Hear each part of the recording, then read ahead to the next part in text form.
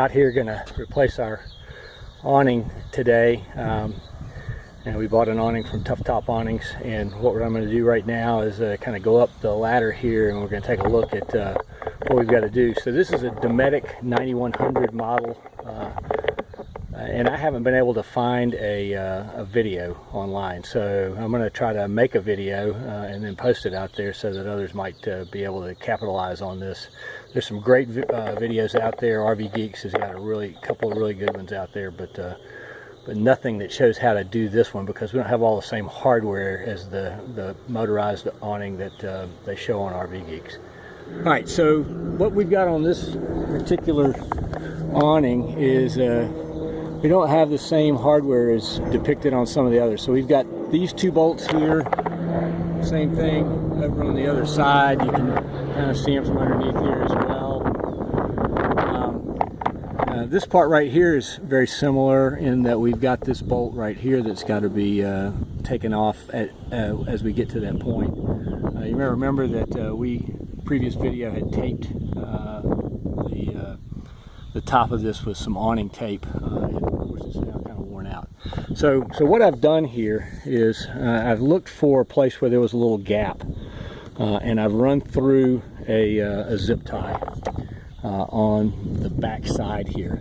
Now my guess is that if you couldn't find the gap, what you'd be able to do is unloosen these 4 bolts, or loosen the 4 bolts a little bit to create a gap, because you don't want to bend it. It's also attached down at the bottom, but you want to be able to get it away from the RV far enough that you can actually run a zip tie through. Now these are pretty short zip ties, so I'm going to have to daisy chain them a little bit, and I'll do that shortly to allow this to be able to hold the arm and keep the arm from falling out. And the other videos recommend a couple of zip ties, so I'm going to go ahead and put a couple of zip ties in, spread them out just a little bit. And again, this has got gas pressure shocks inside it, so this whole arm would fall forward if we didn't do that. The next thing we're going to do also is we're going to run it out and try to find the pinhole so that we can pin the spring on this end of the awning. I've got a second one in right here, and I'm just kind of daisy chaining a couple of twist ties or zip ties rather together so that I can get the angle out so the big spring. Other end done. Got the pin in it, and we got the zip ties on it.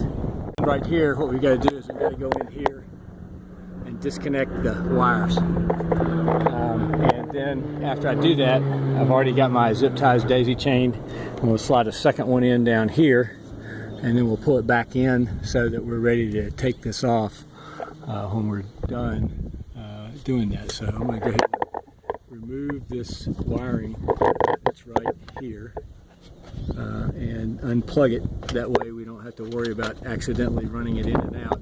So our power is undone, and you can see that's just a bayonet cable, and got my zip ties on and just simply went behind. So no hardware to disconnect on this one like some of the other videos, so it's a lot less complex, and that's good. So now we're going to take this bolt right here out, and the compatriot for it on the other end, and it'll be pretty much just like any of the other videos that you might have watched on how to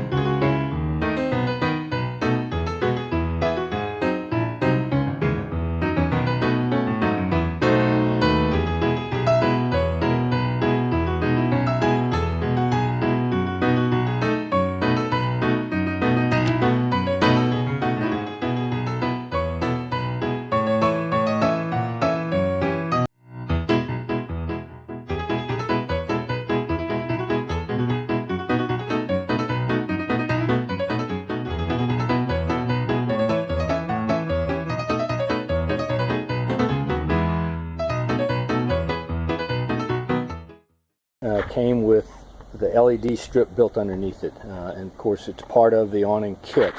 And what you see here is that the heat, and this is not from running the lights, because we didn't really run these lights. They were abusively bright, quite frankly.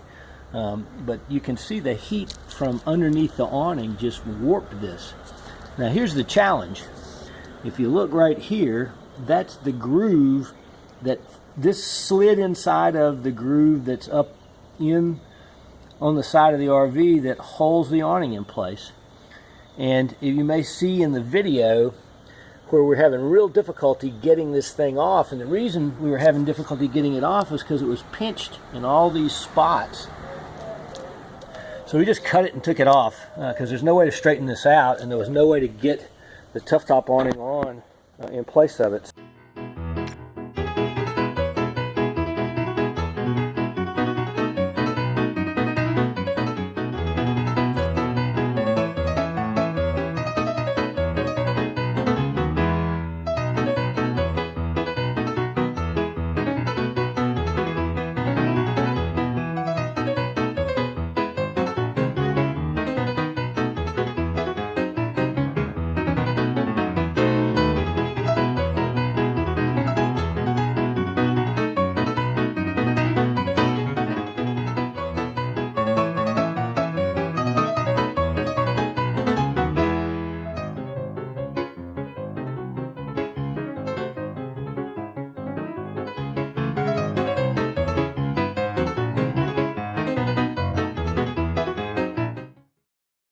Here are all the tools that I used.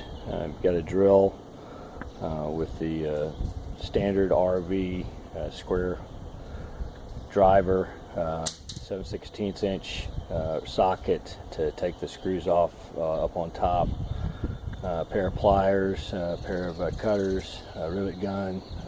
I got a nail set or a punch there to knock out the rivets, of course the Sharpie to mark with, and a cotter pin which I had to open up, or you'll have to open up. And then up on top here, some expendable stuff. I used some 100-mile-an-hour tape just to shield some of the sharp edges that are up on top with the hardware. And then you've got your silicone lubricant. It's a good time also to lubricate all the joints along the elbows and such on the side of the RV. Tape measure, and then the zip ties to be able to tie it off. Long zip ties work, or you can get short ones and then daisy chain them together.